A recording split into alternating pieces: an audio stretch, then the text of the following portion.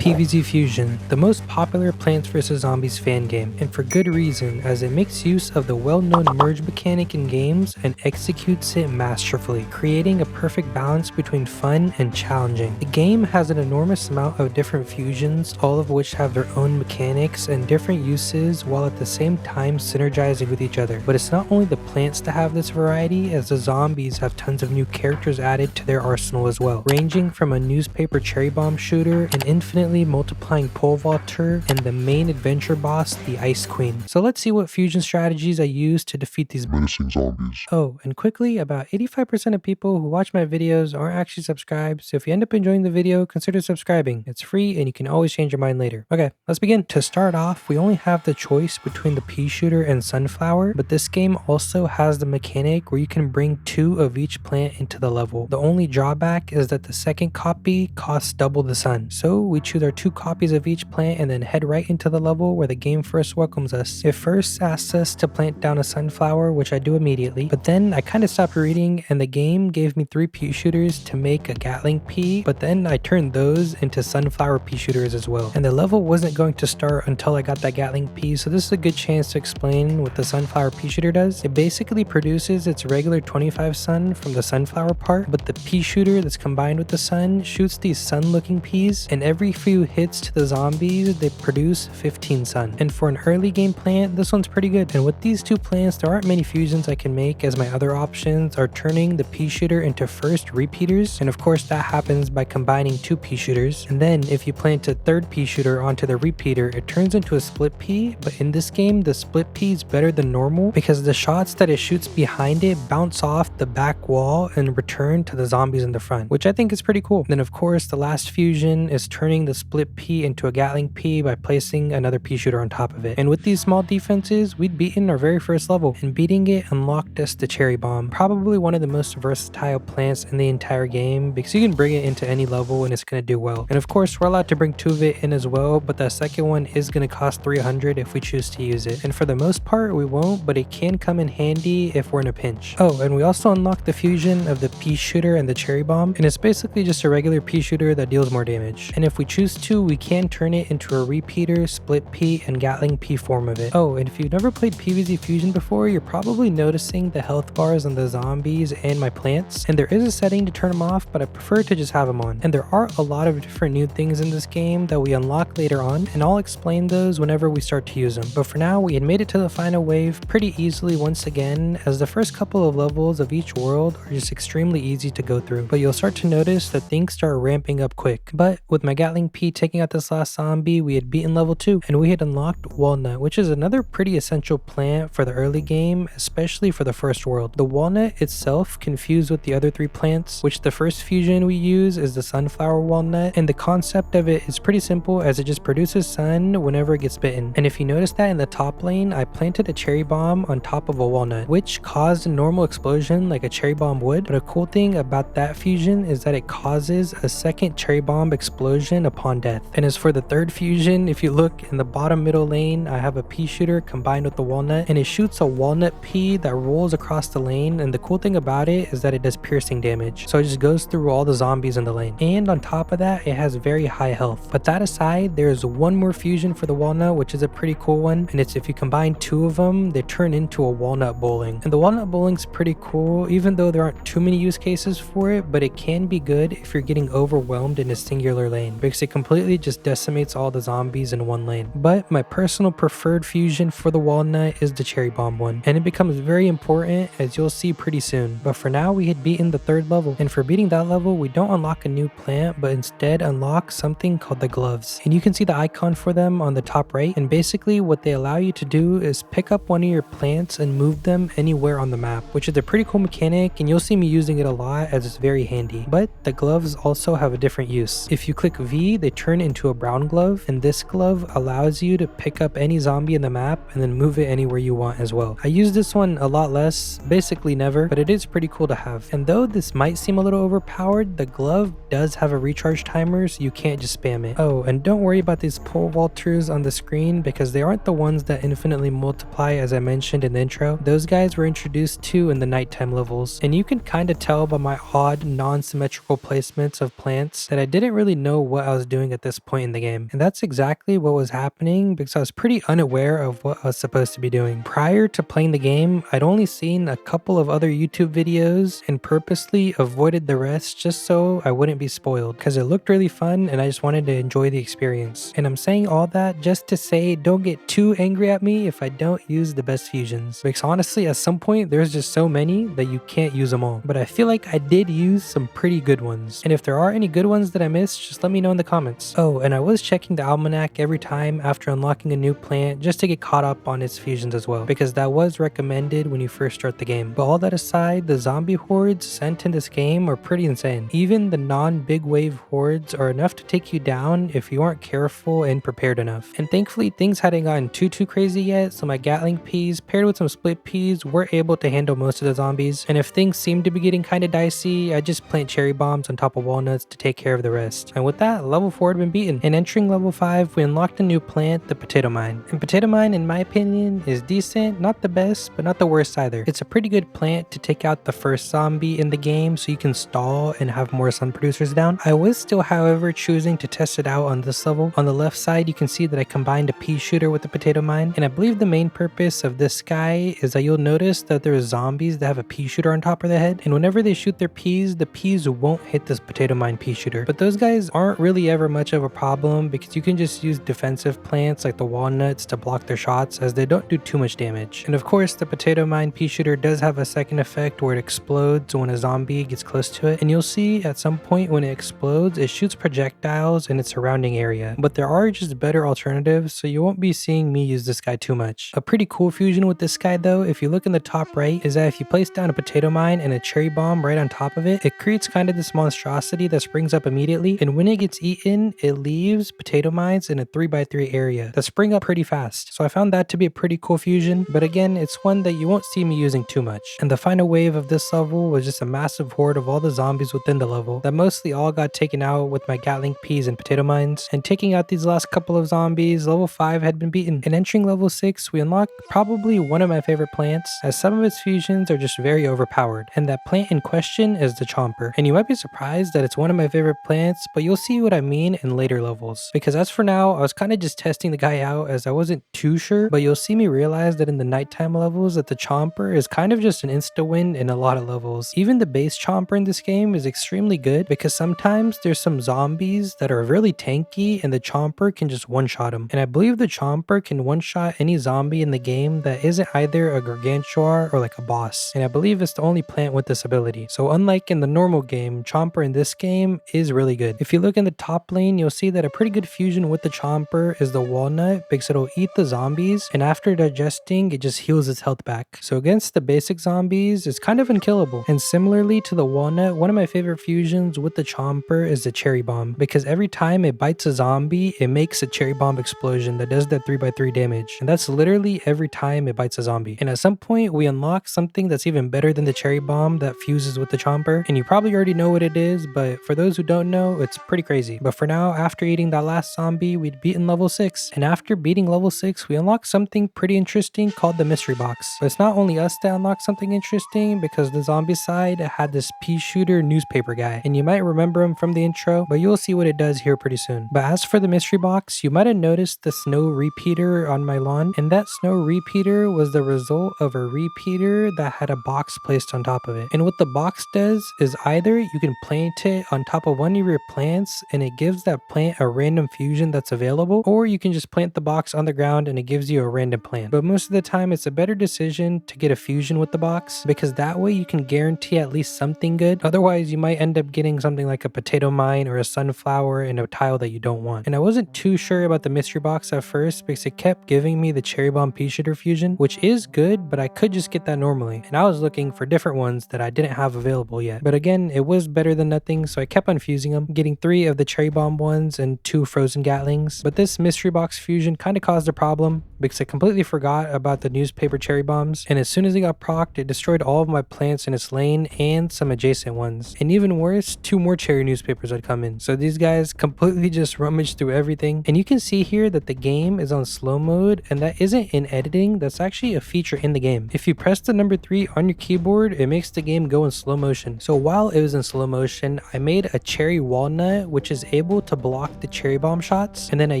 used a second cherry bomb to get rid of the other 2 cherry pea shooters. And the slow motion button is very nice to have because things get very hectic later on. And at this point in the run, in my mind, it kind of felt like cheating to use the slow motion button, but I did quickly realize why it was needed and why it was actually a good idea to add it. But that aside, you might have noticed that I combined a pea shooter with a mystery box in the very top lane and got a hypno pea shooter. And I'd say this is one of my favorite pea shooter combos because when shooting a zombie, it has a chance to turn it into a hypno pea shooter that's on your side, and it doesn't even have to fully kill that zombie. And seeing just how strong it was, I quickly turned it into a Gatling hypno pea. But while doing so, another cherry newspaper came into the bottom lane and wreaked havoc once again. And here again, I made use of the slow motion to plant my walnut and then quickly a cherry bomb to get rid of it. But if you look in the bottom right, we're about halfway through the level and I basically have no sun producers. And I'm saying this in the voiceover, but while playing the game, everything was so overwhelming that I didn't realize this. So I continued placing defenses down, but then I ran out of sun. But once again, it was so chaotic that I didn't plant down any more sun producers. And I was so lost that I let this basic zombie in the top middle lane just get to the end, taking my very first lawnmower. And at this point in the level, I kind of felt like things were a little cooked and there was no coming back for me. I did try to plant another sunflower, but the zombies were just coming in such large numbers that I was consistently having to plant other defenses as well. And you can kind of see here that I wasn't too used to using the gloves, because in this situation, I definitely should have been moving some plants around. But again, I let some zombies get to the mower in the very bottom lane. But then thankfully, I had just enough sun for a cherry bomb to get rid of the cherry newspaper and the bucket head in the lane above. But there was a problem that a cherry newspaper had appeared in the very bottom lane, and I didn't have a walnut cherry bomb or just a cherry bomb in general to get rid of it. So it kind of instantly ended up destroying my very cool fusion of a Doomshroom pea shooter. But then thankfully, I placed a cherry bomb on top of it to get rid of it and some other zombies. But you've probably noticed in the top middle lane, there is a bunch of zombies that eventually made it to the end, and I had lost for the first time. So on my second attempt, I made sure to stall in the beginning, planting as many sun producers as I could, and then getting down at least one walnut cherry bomb fusion in every lane. The main reason I lost last time was definitely the cherry newspaper, because it just destroyed all my sun producers and all my defenses, which let all the other zombies get through very easily. And this is also the level I kind of started abusing the mystery box, mainly because I realized that I could have the Hypnoshroom pea shooter and the Doomshroom pea shooter, and I wasn't too sure how good any of these were. I just knew that they were better than the regular Gatling pea. And with these insane amount of cherry bomb walnuts, you can see that I was having a much easier time with this level, because one, I had way more defenses than I even needed, and then at the same time had literally 5,000 plus in the sun bank. And by this time last attempt, I'd lost. Another fusion that I unlocked with the mystery box was the jalapeno pea shooter, and this was definitely the most fun I had on a level with the fusions, because there's just so many that I didn't have unlocked but I was able to use because of the mystery box. Oh, and I don't know if I mentioned it earlier, but the mystery box is one of the only things that you're only allowed to bring one of into the level. But that aside, we had finally beaten level 7, and going into level 8, the game was trying to introduce a new thing with this bucknut zombie, and it said not to use cherry bombs and chompers, and I even read it, but I kind of got curious at the repercussions of using a cherry bomb, so I decided to use one on the zombie, and it kind of just died. That's when I realized by reading the text that I'd made a mistake, because using a cherry bomb or a chomper makes it so that zombie doesn't drop the item that it's supposed to. So of course, I quickly restarted as I had been soft locked, and then eventually took out the zombie in the normal way, and it dropped this iron bucket. And these iron buckets, like the text says, you can place on pea shooters or walnuts to make them tankier. And I'm gonna be honest, I literally never used this, mainly because I just forget about it, and I was still just very interested in what fusions the mystery box could muster up. And at first, I got what I think was a blower pea shooter in that top middle lane, which basically allows you to plant another plant into that same lane, so just some extra damage. And then the second fusion I got in that same lane was a fume shroom with the pea shooter, and this one's pretty cool because it basically gives the fume shroom full map range. And that was once again kind of the gist of the level, me just planting down pea shooters and then mystery boxes on top of them to find new fusions, and I was having a lot of fun. It was kind of like gambling with no chance to lose. And the final wave of this level had a bunch of tanky zombies that I think got destroyed by the jalapeno Gatling pea, and we very quickly beat level 8. And going into level 9, we unlocked the tall nut, and this is another plant that I rarely use as it doesn't have too much application, and for the most part I kind of forget that it even exists. This level also had the new zombie, which was the cherry bomb walnut head, and at first I thought this guy would explode on me, but instead it doesn't explode, but it just takes less damage from cherry bombs or any other cherry bomb like projectile, which isn't anything too difficult to deal with. And again, mainly my defenses consisted of pea shooters and its different fusions, as I felt like for now this was my best option. Oh yeah, there was also another new zombie which was introduced a while back, but I completely forgot to mention it, and it's the one with the mystery box on its head on the top middle lane. And what it does is basically after its armor is taken out, it transforms into a random zombie. But most of the time, since it's so tanky, I just place a chomper in front of it to get rid of him. This level also had the cherry newspaper zombies, so I was consistently placing my cherry walnuts, but there were some points that they completely slipped my mind and destroyed my defenses. But I had enough sun, and with the use of the slow mode, I was able to recover pretty quickly. And the very final wave of the classic daytime sent a pretty hefty horde of zombies, but of course the cherry bomb fusions are just very powerful, and any one of them can defeat basically all the zombies on the map. And after taking out this last cone head, we had finally beaten the last level of the daytime. Next up we face